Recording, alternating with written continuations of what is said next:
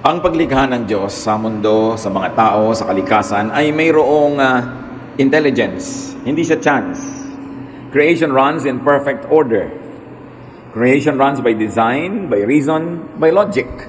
Merong cause and effect. At yung mga nadidiscover ng science ay yung lamang mga causes and methods of God of how things happen. That's why science could be God's very powerful and effective prophet.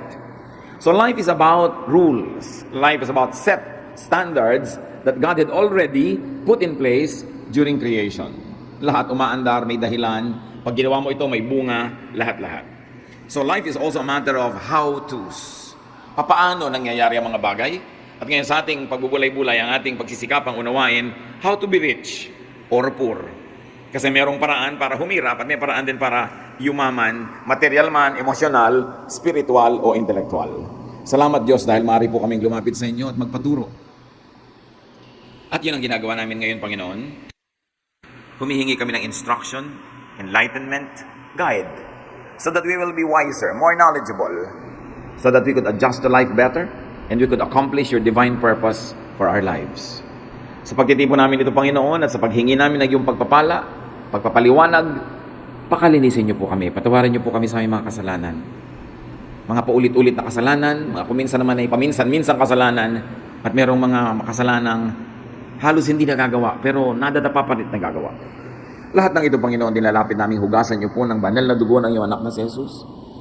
Tinatanggap namin ang may pagpapakumbaba, ang mga pagkukulang namin at pagkakasala sa iyo, Panginoon. At ayon sa iyong pag-ibig, sa iyong pangako at sa iyong salita, patawarin niyo po kami. Linisin, bigyan ng kakayanan na maunawa ang iyong turo para ang buhay namin lalo umunlad at lalo naman kayong madakila sa mga detalye ng pamumuhay namin. So we ask you, Father, to be our teacher, our speaker. Kayo po ang siyang mangaral. Turuan niyo po kaming lahat. Gamitin niyo lang lingkod niyo na inyong kasangkapan. At nawa ang inyong magandang layunin para sa aming lahat matupad. Habang kami nagkakatipon-tipon sa iyong paanan, Panginoon, hinihiling din naming patuloy niyong basbasan, ingatan, iadya sa anumang gawa ng masama ang mga mahal namin sa buhay na hindi kasama ngayon. Samantala, turuan mo kami, Panginoon, na maging mapayapa, teach us to relax, teach us to focus on you alone so we can receive your blessings. In the name of Jesus, we commit to you everything. Amen. How to be rich or poor? We will be reading from the Contemporary English Version, Luke 19:11 to 27. For now, we will be reading 11 to 13. The crowd was still listening to Jesus as he was getting close to Jerusalem. Many of them thought that God's kingdom would soon appear. And Jesus told them a story. A prince once went to a foreign country to be crowned king and then to return. But before leaving, he called in 10 servants and gave each of them some money. He told them, use this to earn more money until I get back. Napaka-common na storya. Galing mismo sa bibig ng Panginoong Hesus ang kwentong ito, habang ang lahat ng tao ay ang pinag-iisipan ay yung darating na panahon, the kingdom of God coming. Now Jesus would tell them a story which is about very here, very now, very present, very immediate. So the people were focused on the appearance of God's kingdom, which is very much of the future, but Jesus tells them a lesson on how to live in the present system. Yung malayong pananaw ng mga tao, ipinako ng Panginoon sa here and now, sa ngayong buhay na ito, at hindi yung buhay na darating pa. At ito'y tungkol sa isang prinsipeng magiging hari. Apparently, this is a vassal king or a prince which is a part of a bigger empire that reported to a higher authority somewhere else, but he was going to that authority to be crowned king. So, he lives as a prince and comes back as a king. Now, he called in 10 servants, a very perfect number as an example, suggesting 10 types of people. And there was money given to each one of them, iba-ibang amount, at ang bilin, this money should make more money. So, pinagbibigyan niya ng mga kani-kanyang mga puhunan, at sabi, paramihin nyo ito, kailangan ang ibinibigay ko sa inyo, pagbalik ko, marami na. So, money is supposed to make more money. Nagkaroon tayo ng isang basic rule of economics that money is supposed to make more money. It's not primarily for just spending or for saving, for keeping. It is for investment. It is for business. Luke 19:14. But the people of his country hated him, and they sent messengers to the foreign country to say, we don't want this man to be our king. Merong problema, As we have said, probably he was an appointed vassal king na nagre-report siya sa isang mas mataas pang hari, but the people did not want his kingship. It could be a symbol that they did not want his style, they did not want the way he ruled, his policies, his method, the way he conducted the affairs of the state. So they sent a delegation to the higher authority to express their dislike for this prince. Luke 19:15. After the prince had been made king, he returned and called in his servants. He asked them how much they had earned with the money they had been given. So in spite of the protestations of the people, this prince became king. Umalis siya prinsipe, bumalik hari na, mas malaki ng otoridad, mas marami ng kapangyarihan, and there was accounting. Nagbilangan, there was auditing. Sabi niya, natatandaan nyo, binigyan ko kayong lahat ng pera. So ano na nangyari? Magkano ang kinita nyo sa ibinigay ko sa inyo? Luke 19:16-17. The first servant came and said, Sir, with the money you gave me, I have earned 10 times as much. That's fine, my good servant, the king said. Since you have shown that you can be trusted with a small amount, you will be given 10 cities to rule. So yung servant number 1 na binigyan ng 10, whatever the unit, no? He earned 10 times as much. Naparami niya times 10. Binigyan siya tuloy ng 10 cities to rule. He was made a princeling or a duke or something. So, there was a great journey from being servant to ruler. Umasenso siya. Nung umalis yung prince, servant siya. Nung bumalik, naging ruler siya of 10 cities. Alam niyo, sabi ng Proverbs 12:24 tungkol dyan? Work hard and you will be a leader. Be lazy and you will end up a slave. So another rule, to be a real leader, you must work hard. Hindi nadadaan sa mana-mana lang yan, o intri-intriga, o paglalangis sa mga makapangyarihan. You have to work hard. Another rule of creation that is always there and will never be broken. Servant, 1 out of 10. Could he represent 10% of people? Does it say 10% of people will be rich and will become rulers? Which is almost like the percentage of people on the planet now. That 1 out of 10 will be a leader. 1 out of 10 will be fabulously wealthy. No? Is this a natural law, a natural tendency that the story is suggesting to us? The numbers are very interesting. Then Luke 19:18-19, the second one came and said, Sir, with the money you gave me, I have earned 5 times as much. The king said, you will be given 5 cities. So apparently, they were all given the same things, the same amounts. Man number 1 made 10 times more out of what was given. Man number 2 made 5 times more out of what was given. A poor one half, but nevertheless, a big amount. Naging times 5. So servant number 2 made 5 times more. He was given 5 cities to rule. Also, he was moved from servant to ruler. So another 1 person out of the 10, could this mean 10% of people will be middle executives, mildly rich in life, far from being poor but not fabulously rich? Could this be representing a kind of a middle class? Is this a natural law? A natural tendency for people? That has been true since time immemorial. Luke 19:20-21. Another servant came and said, Sir, here is your money. I kept it safe in a handkerchief. You are a hard man, and I was afraid of you.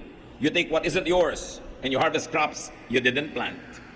So servant number 3 represented everyone else. So could this represent servant number 3 up to 7, which means 80% of people? He was not enterprising. Yung dalawa na muhuna, nagnegosyo. Yung isa na times 10, yung isa na times 5. Ito siya, wala man lang ginawa. He was conservative. He plays it too safe. Sabi, mahigpit kayo, mabagsik kayo. Yan ang balita ko tungkol sa inyo. Baka magkamali pa ako, maparusahan nyo pa ako. So tinago ko na lang. Ito, kunin nyo na ulit, buong buo. Walang bawas. Walang kulang. And apparently, he does not know the prince. Dahil napakasama ng impresyon niya sa prince na ito. But you know who the prince represents in the story? No? God or God's representative. And he who does not know the prince will not receive favor from the king. This man was fearful. He was afraid. He was ruled by fear. And he was a complainer. Nakita niyo agad yung pagkakaiba ng karakter ng tatlo. Yung dalawang nauna, bagamat magkaiba ng talent at magkaiba ng naging bunga, pero they belong together. They were made rulers. They made much of what was given them. Itong isa, which could be 1 to 8, number 3 to 8, kasi wala na ibang binanggit out of the 10 na binigyan nung umalis yung prince. So pare-pareho, marahil itong number 3 at ang lahat na, ng natira pa hanggang ika-10, mareklamo, maraming fear, hindi siya kumilos, hindi siya nag-invest. Ano nangyari? Luke 19, 22 to 23. You worthless servant, the king told him. You have condemned yourself by what you have just said. You knew that I am a hard man, taking what isn't mine and harvesting what I've not planted. Why didn't you put my money in the bank? On my return, I could have had the money together with interest. Ganun pala impression mo sa akin? Mahigpit? Malupit? Bakit yung perang iniwan ko sa iyo? Sana man lang nilagay mo na lang sa bangko para nagka-interest kahit konti. Hindi ibinalot mo lang dyan sa iyong panyo at tinago mo kung saan. Walang nangyari. At ang tawag kay servant number 3, worthless. There was no production, no growth, no profit. And he condemned himself by his own words. Sabi niya, mahigpit kayo eh. Hard man pala ako, ha? Sabi ng prince ng ngayon king na, "Pues, let your words be your judgment. I'll be hard on you." Kita nyo, hindi naman naging hard si Lord sa 10 lang, naging times 10. Pwede pa siguro maging times 1,000 yun eh. Pero dahil naparami niya, hindi naman siya reklamador, pinuri siya. Yung times 5 lang ang naging bunga, hindi naman pinagalitan. Sabi, ba't ito times 10, ikaw 5 lang? Hindi. Hindi rin kasi reklamador. Sinikap niya ang magagawa niya, napremyuhan din siya. Itong mareklamo, sabi, mahirap kayong kausap, mahigpit kayo. Ganun pala, pues magiging mahigpit nga ako sa'yo kasi yan palang iniisip mo. Matthew 12:37. For by your words you will be acquitted, and by your words you will be condemned. Dibdibin natin mga kapatid ang ibig sabihin nito. Ang Panginoon din ang may sabi. Sabi niya, kung anong sinasabi mo, ganun nga mangyayari. Kung sa sinasabi mo, maiipit ka nga. Kung sa sinasabi mo, luluwag ka nga. Kaya pinag-iingatan natin ang sinasabi natin. Anong madalas sabihin ng maraming tao? Di ba sabi dito nung king, sinabi mo di matutupad. Ngayon, sino ang nagsasabi laging, mahirap kumita? Mahihirapan ka nga kumita. Kasi laging yan ang sinasabi mo. Mahirap kumita. Ang hirap ng buhay. Gaano karami sa inyo nagsasabi niyan everyday? Bilangin nyo ilang beses. Ang hirap ng buhay. Mahirap ang buhay ngayon. Ang mahal na mga bilihin. No? Tapos pagka may mga negative na nangyayari, sabi mo, only in the Philippines. Kaya pa ulit-ulit na nangyayari. Napansin nyo, nung nagpalit tayo ng motto na it's more fun in the Philippines, parang talagang nagkakaroon ng more fun. Bayad na lahat ang utang natin sa World Bank, nagpautang pa tayo ng $1 billion. Ngayon ang Pilipinas, mayroong $90 billion reserve at padami pa ng padami. We have become the investment darling of many investment houses around the world, and we were named as the fastest growing economy in Asia. Alam nyo ba yun? Sinabi lang natin, it's more fun in the Philippines. Pag sinabi mong madaling kumita ng pera, subukan nyo. Kasi sa kasasabi nyo bang mahirap kumita, lumuwag na buhay nyo? Sa kareklamo ba natin ang mahal ng bilihin, bumaba na nga o lumaki sweldo? We are condemned by the words we say. Lalo yung pesting buhay to. Can you imagine, minura mo yung buhay mo? Diba? Ano mangyayari sa buhay mo? Yung asawa kong batugan, mga anak ko walang kwenta. Pag sabi ka ng sabi nun, sinabi na, by your words, you will be condemned. Kung ang basa ng langit dyan ay prayer, God answers prayer. Kaya iniingatan natin ang mga sinasabi natin. So say good things about the country. Say good things about your husband or your wife. Say good things about your children. Say good things about life. Because I'm sure that if you really look, you will not run out of good things to see.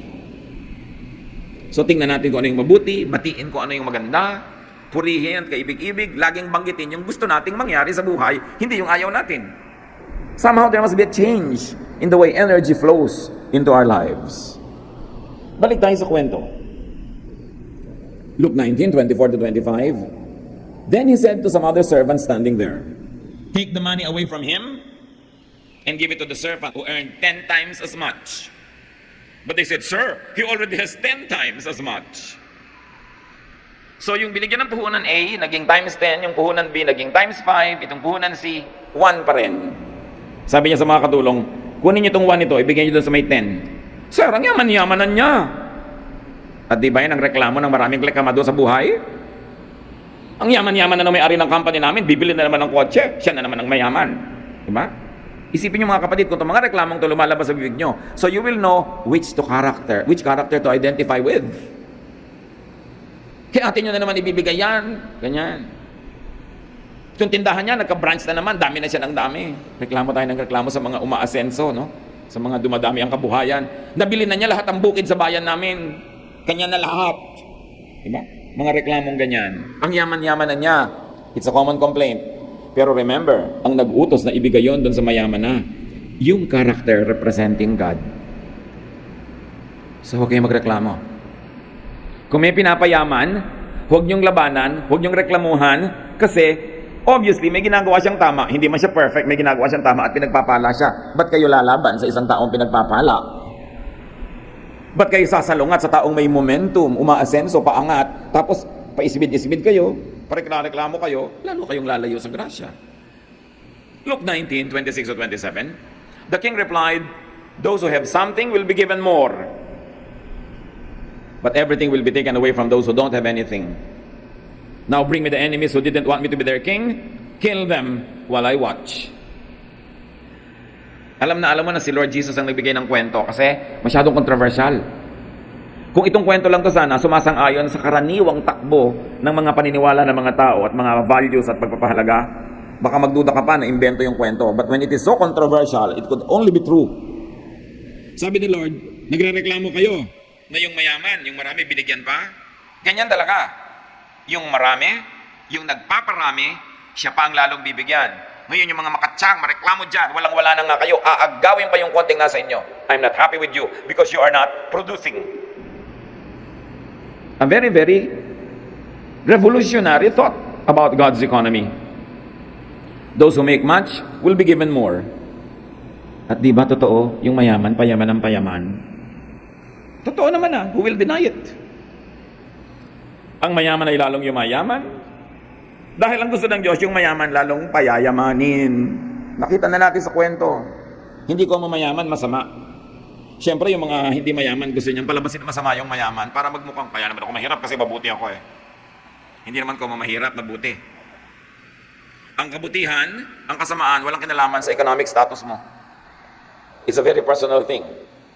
Kung hindi man tamang lahat ang ginagawa, ay may tama pa rin ginagawa. Kaya kinakalugdan ng Diyos. Because no sparrow, no little bird will fall on the ground without God's permission. Therefore, nobody can make wealth without God's permission. And nobody will be so poor without God's permission also. Because God is in control. God is sovereign. Siguro naglalaro sa isip niyo, ibig masabihin niya, kaya ako laging gipit dahil sa Diyos? Hindi dahil sa Diyos. Hindi gumising ka isang araw at sabi ng Diyos, paghihirapin kita. Ikaw, papayamanin kita. No. Kita nyo sa kwento, lahat ng 10 tao representing 100% of the population, lahat binigyan. Kaya lang hindi lahat, pare-pareho ang performance, nagkaiba-iba, kaya iba-iba ang gantimpala. Those who don't make or produce, those who don't multiply money, will be stripped of the little they have. And it's the law of nature, it is the law of heaven. It was told by the Lord Jesus Himself, so you better make peace with that reality. Ang mahirap ay lalong humihirap, ang mahirap ay lalong paghihirapin, dahil hindi ko mahirap, ay mabuti. Kung hindi man maling lahat ang ginagawa, ay mayroong maling ginagawa. So sabihin natin, sisisihin pa ba natin yung mahirap dahil sa paghihirap niya? Ano yung kwento? Anong gagawin natin sa kwento? Itapon natin para maiba? Para mapasarap natin ang ating pakiramdam? Nang siguro naman, wala akong kasalanan, kaya ako mahirap. Ayan na nga yung kwento. Ang atin ngayong malaking challenge mga kapatid, alamin kung sino tayo sa 10 examples, simplified into 3. Yung 1 na nagpa-10, yung 1 na nagpa-5, at yung 1 na 1 pa rin, walang ginawa, nabawian tuloy. Apparently, those people also represent those who don't like the king, meaning the king's way. But those who don't like the king's way will be condemned. So ayaw nyo ng pamamaraan ng king? Kung hindi tayo sumasang-ayon sa kwentong ito, parang tayo ay nasa kwentong ayaw din natin sumang-ayon sa king na yon. Sabi niya, kill them all before me, I will watch. Very, very revolutionary. It must jolt you, it must awaken you to realize where you stand, where I stand. Yung meron ng konti, pero hindi pa pinayayaman, hindi pa pinalalago, hindi niya inaalagaan yung binigay sa kanya, mababawian. Sayang. Nakita nyo ba na may maangyayamang mga kumpanya nung araw, mga restaurant, chain of restaurants, o mga pabrika ng ganito, mga ganon. Tapos ngayon, wala na. Kakaantok na yung restaurant nila, wala nang tao halos. Naghihingalo yung negosyo nila, samantalang nakakita na yun ng better days. Sino nagpabaya doon? Either yung mga magulang, hindi natin rin yung mga anak na paanda rin yung negosyo, o yung mga anak na lumaki na spoiled, nung sila na nagmana ng negosyo, na wala na. Meron naman na maliliit na negosyo nung mga magulang nila ang nagraran, tapos sa pa-asenso ng second o third generation. Marami mga ganyang kumpanya, marami mga restaurants ng araw, sikat na sikat. Ngayon, wala na. Naranasan na. I-maintain na lang. What happened? Lahat may chance. Lahat may natatanggap sa simula. Lahat binibigyan ng Diyos ng pagkakataon. You only start small. Katulad doon, kahit yung binigay na 10, small lang naman eh. Pero naging times 10. Yung binigay sa kanya, naging times 10. So siguro, dadami pa ng dadami yan exponentially. Lahat may chance. Ang daming mga taong nagdarahop, sabihin, nagdarahop ako, mapait ang buhay ko, mailap ang tadhana, malas ako. Pero pag tingnan namin yung history, ba't ka walang trabaho ngayon? Natanggal ako. Ba't ka natanggal? Absent ako ng absent. Reklamo ko ng reklamo, inuuwi ko yung stapler, nahuli ng gwardiya. May trabaho ka na, natanggal ka pa, tapos ngayon nagreklamo ka. Meron naman, ang tagal-tagal ko na sa trabaho ko, hindi pa ako umaasenso. Bakit? Inaaway ko yung supervisor. Matigas ang ulo ko. Nakikipagbabag ako sa kapwa ko manggagawa. Ba't ka nga ipopromote? Yun naman mga sobrang yayaman ngayon, nagsimula din sa konting-konti Pero every step of the way, mga tama ang ginagawa nila, kaya dumami ng dumami. Yun namang nanatiling wala, meron din, pero hindi niya naingatan yung binigay sa kanya. Meron na, mas malaki pa yung bigay sa kanya. Natatandaan niyo sa elementary grade siya, yung valedictorian. Siya lagi ang honor, tambak-tambak ang mga medalya niya dito, tapos makikita mo 20 years from now, hirap na hirap sa buhay, ikaw na nabulok tutorian, ikaw yung mga inuutos-utosan ng teacher, binabato mo ito ng eraser. Meron ang asenso mo ngayon, because somewhere along the line, may mga ginawa kang tama, umangat ka. Siya naman, may ang laki na niyang edge, honor na, hindi pa minentain. Hindi naman lahat, kasi merong honor na tuloy-tuloy pa. Pero nag-iiba-iba ang nangyayari sa buhay natin, hindi dahil ayaw sa iyo ng Diyos, hindi dahil galit sa iyo ang Diyos, dahil mahal tayo lahat ng Diyos. Pero ano ang ginagawa natin sa ibinibigay sa atin ng Diyos? Bibigyan ka na ng Diyos ng asawang kay tinutino? Pagtatakasilan mo pa, aapihin mo, ano mangyayari nun? Lalayas-layasan mo ang tinutino niya, tapos ngayon babalik ka, may sakit, matanda ka na, aalagaan ka pa niya na naman. Can you imagine the wastage? The time wasted, the love, the peace that was not experienced? Gagawin kang direktor halimbawa ng isang grupo, dance group, musical group, whatever group. Tapos, mamaya, pakunti na ng pakunti yung mga tao doon. Paubos ng paubos yung talent. Anong ginagawa mo? Surely, may ginagawa ka. Maliban sa ginagawa din ng iba, sometimes they negate your effort, kinukontra ka, nilalabanan ka, pero nag-i-interact din kayo. Kahit mali ang ginawa niya, itama mo yung reaction mo sa kanya, tatama yun. What do we do with what God gives us? May chance ka na magnegosyo, tapos hindi ka tatao doon, ipagkakatiwala mo lang sa mga katulong na kinukumpitan ka, o kaya hindi ganun ang malasakit, hindi ganun katalino, so hindi niya napapaasenso. Pagbalik mo, paubos ng paubos yung stock, bayad ka ng bayad, walang benta hanggang mamaya may utang ka pa. What do we do? Kahit lang sa katawan natin, what do we do? Lahat tayo binigyan ng katawan.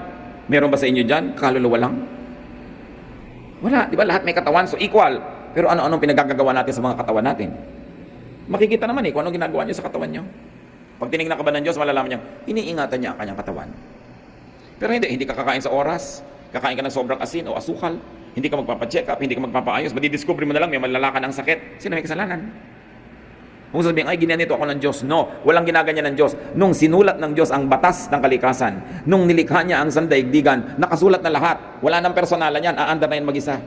Kahit ka pala dasal, kahit ka religyoso, kung pinapabayaan mo ang iyong pagkain, makaka-ulcer ka. Hindi nadadaan sa dasal yun. Kahit ka simba ng simba, sa ulo mo lahat ng Bible, hindi ka naglalaba, wala kayong maisusuot na malinis kasi hindi kayo paglalaban ng mga anghel. Nakasulat na lahat, nakatakda. Dapat lang alamin mo, how does nature work? Kristiyano ako, naglalakad ako sa gilid ng mataas na bubong, nadulas ako, mapapasag ang bungukot, mamamatay ako, kahit ako Kristiyano. Missionary ako, nagpunta ako sa isang tribong kumakain ng tao, nahuli ako, kinain ako, hindi ako exempted kainin dahil missionary ako. Tinuka ako ng mga lamok na may mga malaria. Kahit ako maganda yung layunin ko na i-convert yung mga kaluluwa doon, mamamatay ako sa malaria because there is natural law. Paminsan-minsan, God makes a miracle and breaks His own laws. Pero paminsan-minsan yun. Under normal circumstances, nature will take its course. Tamad ka, huwag kang umasa aasenso. May trabaho ka na, pala absent ka, pabaya, huwag kang umasa magkaka-increase. Baka matanggal ka pa. Mataas na yung pwesto mo, ide-demote ka pa. Kasi hindi ba sabi, make him ruler of 10 cities kasi worth siya. Palagay nyo, pag nag-rule ka doon at nagpabaya ka, mag-rule ka forever. No, babagsak ka doon because the laws had already been written. Kailangan tama ang ginagawa mo. It's like riding a bicycle. When you stop moving forward, you fall. Lahat ng ginagawa mo dapat forward ng forward. Asenso ka ng asenso. Kasi kung hindi, paatras ka.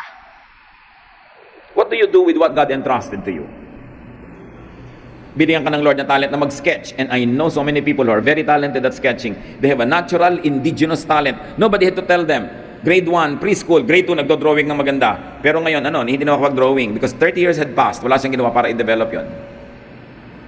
Sa palagay nyo, naturally, magde-develop yung talent? No! Maraming magagaling na singer, kinalawang na yung boses, namalat na, kakakain ng malalamig, pagpapabaya, pagpupuyat, paninigarilyo. Do you think you will have a good voice forever? There are many nationally renowned singers that cannot even sing now. Pinabayaan ang katawan. So dapat hindi lang pag binabalikan ka ng Diyos, na-maintain mo lang, dapat na pa-asenso. Di ba yung 1, na-maintain lang niya, ito yung binigay niyo sa akin, ito pa rin, walang bawas. At sabi sa kanya, hindi ako concerned na walang bawas, ang gusto ko may tubo. So, binigyan ka ng Bible study group, may 2 nagsimula, 3, nung binilikan ka ng Diyos, 10 years later, naging isa pa. At asawa mo pa yun, ha? So, walang growth. Sa palagay mo, bibigyan ka ng mas malaking grupo, yun lang, hindi mo ma-manage. The principles in this story are so painfully true. Hindi mahirap makita. Imbes mainggit ka sa taong umaasenso, sabi mo, ano kayang ginagawa niyang tama? Anong ginagawa kong hindi tama? Ba't hindi ako umaasenso? 1, baka reklamo ka ng reklamo. Ayaw ng Diyos sa reklamador. Your own words will condemn you. 2, baka inggitera ka. Ayaw din Lord na inggit ka na inggit sa nangyayari sa kapitbahay mo. Ba't di mo asikasuhin yung buhay mo? Ayusin ang sarili mo, ayusin ang negosyo mo. Kahit anong gawin ninyo, hindi maiiba ito. Nakatakda. That's why malinaw na itinungan ng Panginoon. Nakakaawa ba yung wala na, babawiin pa? Nakaawa ba yung Diyos dito? Hindi. So, huwag yung asahan, nakakauwakan ka dahil lang mahirap ka. Kasi ba sa'yo, well, wala na ang awa-awa sa usapan. Ang point is, nagsikap ka ba? Ginawa mo ba ang dapat? Nagpakasipag ka ba? Nag-invest ka ba? Hindi awa ang pinag-uusapan. There is a natural law. Pag may itinanim ka, may aanihin ka. Nagtanim ka ba? Wala. Hindi, wala kang inaani. Huwag kang magpaawa-awa dyan. Walang mangyayari sa awa. Hindi ba sinasabi nga ng ating mga matatanda, nasa Diyos ang awa, pero nasa tao ang gawa. Kailangan may gawa ka. You've got to give something to God for Him to bless. Paparamihin mo ba yung 0? Binibigay mo sa Diyos 0 times 0, di 0 pa rin yun. O natapos ka ng kung anumang kurso, umaattend ka ba every year, every 6 months sa mga seminar para malaman mo yung latest knowledge in your own given field? O kinakalawang na yung mga alam mo? Dapat umaasenso. Katulad nung maraming mga barbers ngayon, yung mga barbero, di ba halos naubos na yung mga barbershop, konti na lang yung natira yung corporate, yung maraming branches, yung standard. Kasi nga maraming mga barbero, yung nalaman nilang gupit nun, hindi na nag-improve. Kwento pa ng kwento, kung isang bakit-bakit na yung likod mo dahil kwentong barbero, di ba? Walang technology, walang product development, walang bagong pag-aaral. So iniiwan sila ng mga taong gustong stylish. Namamatay yung industriya na yon unless you reinvent yourself, learn something new, because binigyan ka ng talent, paramihin mo. Importante yon. Yung iba, sisisihin pa yung mga kliyente. Maarte kasi kayo naman nagpapagupit ayaw na sa barbero. Yung may kasalanan pa ngayon, yung client. Lahat may chance. May chance ka, kapatid. Marami sa inyo, alam ko, you made so well sa mga chances na binigay sa inyo, Lord.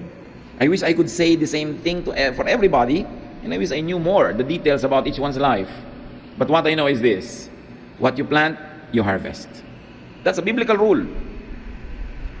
Lahat yan pwede mangyari. Apply the lessons. Physically, materially, sa pera. Pero hindi lang yun Apply it spiritually also. Binigyan ka ni Lord ng isang verse, alam mo yon. What do you do with it?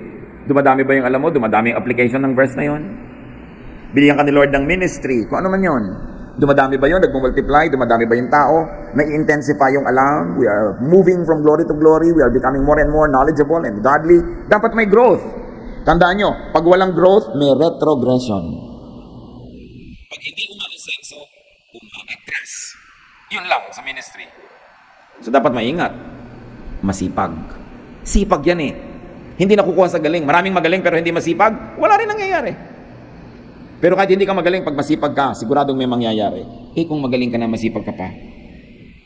Yun ang times 10. Yung hindi masyadong magaling pero masipag, times 5. Pero kahit magaling ka pero wala kang sipag, wala, ibabalik mo, wala rin nangyayari. Apply the basic lesson. Multiply what is given to you. Even emotionally. O binigyan ka ni Lord ng anak. Let's say isang anak. Naparami mo ba yung anak na yun in terms of, wow, times 10 yung love niya sa'yo. Kaysa times 5 lang o 0 pala. Meron naman, nagkaanak na nga, pinalaki mo na, pinakain mo pa rin naman, pinag-aral, pero inis sa'yo, galit sa'yo, namumuhi sa'yo. Negative pa. Nagkaanak ka pa, hindi mo napag-grow yung ministry na yon. Nagkaasawa ka, binigyan ka ni Lord ng partner, napaka-rare at napaka-beautiful gift from God, tapos nilayasan ka pa, hindi mo naalagaan. Liban na lang na siya mismo ang nagkusang magtaksil at lumihis ng landas. Pero pag ibinigay sa'yo, alagaan mo, paramihin mo. Kung ang pag-ibig sa'yo nung pinakasalan mo from 1 to 10 ay 8 lang, dapat after a while, naging 8.5, then naging 9. Dumadami. Kesa 2 na lang po. Kawawa naman kayo, 2 lang, nagsasama pa kayo. Samantalang pwede mong paramihin. So what do you do with what God gives you? I'd like you to concentrate now, brothers and sisters, and say, what are the nicest things that God gave you? Would you bow before the Lord? And count at least 5 great things God gave you. Be it talent, be it treasure, be it people. What is it? And ask yourself, what have I been doing with it? Anong ginagawa ko sa pag-ibig sa akin ng asawa ko? Pinaparami ko ba? Times 10, times 5, o 0? O ngayon, galit pa sa akin? O binigyan ako ng ministry, napalago ko ba? Napatalino ko ba yung mga nandun? Napagaling ko ba yung skill nila? Naparami ko ba yung members niyan? Naparami ko ba yung ministry at paglilingkod nila? O, paubos ng paubos. Surely, pag nangyayari yun, merong something wrong. Kailangan pa bang ipamukha ng kapwa? Kailangan pa bang ipamukha ng pulpit kung ano yung wrong? Alam naman natin kung anong wrong, ha? At lalong-lalo sa ministry, kung hindi nag-grow, may something wrong. Dapat mag-soul search. Tatanggalin natin yung pagkabulag natin tungkol sa ating sarili at yung paniniwala natin sa mga illusions natin about ourselves. Because kung tama lahat, dapat mabunga. So something's wrong pag hindi mabunga. Kahit sa pag-aaral, binibigyan ka ng Panginoon ng pangmatrikula, nakakapag-aral ka, anong ginagawa mo? Dumadami ba yung alam mo? O pumapasa ka lang na pasangawa? Kasi wala ring alam. So pag wala kang alam, gumraduate ka man, pag nagpumasok ka sa trabaho, do you think you will be a ruler of 10 cities? No. Ang trabaho mo, tagabilang ka ng ilang poste sa kalsada, lakad ka ng lakad, bilangin mo mga poste dito. Kasi yun lang alam mong gawin. Ang tao hindi lang dapat gumagraduate sa school, dapat natututo. Kaya yung natututo na hindi gumraduate, mas maganda pa yung kinabukasan kasi gumraduate na wala naman natutunan eh. Eh kung gumraduate ka na, natuto ka pa. Can you imagine? Tayo ang nagwawaldas ng buhay natin. Tayo rin ang nagyayaman nito, nagpaparami, nagpapaunlad. Kanya-kanyang report sa Diyos, pero lahat binigyan. At lahat patuloy na binibigyan ng second chances. Ang Diyos naman, hindi ka ba sa i-judge kung bigla ka nagkulang? Tanggapin mo lang pagkukulang mo, pagkakamali mo. Bibigyan ka na naman yan another chance because God is good at giving second, third, fourth chances. Pero kahit bigay ng bigay sa'yo ang Diyos, lumalakad ang panahon. 7th chance na pala, pero grade 1 ka pa rin. Next year, 8th chance na, grade 1 ka pa rin. Sa palagay mo, sinong lugi? Diyos o ikaw? Ama namin, ituro niyo po sa amin kung bakit kami maunlad o hindi maunlad. Bakit kami maasenso o hindi maasenso? Bakit ang may asenso ng iba sa amin 10, yung iba 5, yung iba 0? Ipakita nyo sa amin, Lord, kasi mga ginagawa namin, marami naman sa amin masipag, pero ba't hindi umaasenso? Anong dapat na gawing tama? O mas tama pa? At sa mga umaasenso, mabunga, kung hindi kami conscious, Lord, kung ano yung dahilan, ipakita mo sa amin para lalo namin pagbutihin at lalo kaming tumanaw sa inyo ng utang na loob. Turuan nyo kami naman natiling mapagpakumbaba kung pinagpapala nyo aming buhay. Patulungan nyo kami huwag magreklamo kung nagkukulang ng pagpapala at huwag naming sisihin ang langit, ang kapwa, ang mga Hapon, ang mga Kastila, ang mga Inchik, ang mga kung sino-sino. Tingnan namin, Lord, kung ano yung personal na pananagutan namin kung ba't hindi kami umaasenso. Kung lagi na lang namin nakakagalit ang mga kasama at kaibigan, ipakita nyo kung anong mali namin ginagawa. Mismanagement of our human relationships. Kung lagi na lang na kami ang naiiwan ng mga promotion, lagi na lang kami ang hindi gusto ng kapwa, ipakita nyo what we're doing wrong. How we squander the good chances you give us. And for every blessing, O Lord, teach us to be thankful and to be charitable to others. Kapatid, magbulay-bulay tayo. Think of the 5 great things that you have received from God. And review right now what you do with those 5 things. Is it the talent to sing? Is it the talent to lead? Is it the talent to produce things, to be creative? What have you been doing in the last 6 months to improve yourself? What have you been doing in the last year, last 2 years? At kung wala tayong ginagawa, huwag tayo magtaka kung konti ang bunga. Panginoon, sa amin pong pananahimik, bigyan nyo kami ng karunungan na i-apply ang mga lessons ng kwentong galing sa iyong anak na si Jesus. Hindi lang sa pera, hindi lang sa hanap buhay, hindi lang sa material things, kundi pati sa aming emotional life, love life, social life, professional life, at higit doon, Lord, yung aming spiritual life. Na sa lahat ng bagay, binibigyan nyo kami ng chance, at yung ginagawa namin sa chance na yon ang bumubuo o sumisira sa amin. Teach us. Huwag tayong magmadali, magbulay-bulay tayo, pag-isip-isipan ng mga bagay na ito, and leave this hall challenged, enlightened, enriched, so that we become richer, better persons. Lord, lead us. Teach us as we still ourselves before you, as we remain silent to hear your voice.